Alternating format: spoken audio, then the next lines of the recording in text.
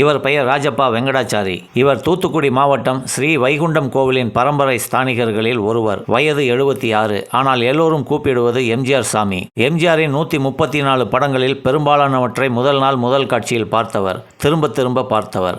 இவருக்கு அடுத்த நாள் கல்யாணம். அன்று நாளை நமதே படம் வெளியானது.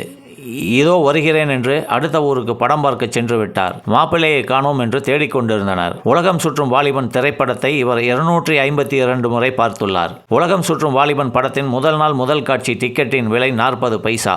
அந்த டிக்கெட்டை 51 ஆண்டுகளாக இன்றைக்கும் பத்திரமாக வைத்துள்ளார். எம்ஜிஆர் நடித்த படத்தின் பெயரை சொன்னால் போதும், அது எந்த வருடம் ரிலீஸ் ஆனது, இயக்குனர் யார், இசையமைப்பாளர் யார் என்று விவரங்களை விரல் நுனியில் வைத்து சொல்வார். எம்ஜிஆர் மறைந்து 36 வருடங்கள் ஆகிறது. ஒவ்வொரு வருடமும் எம்ஜிஆர் நினைவு நாளில் மௌன விரதம் இருந்து வருகிறார். ஒருமுறை நேரில் எம்ஜிஆரை சந்தித்திருக்கிறார். இவர் சார்ந்த சமூகத்திலிருந்து இப்படி ஒரு எம்ஜிஆர் ரசிகரா என வியக்க வைக்கிறார்.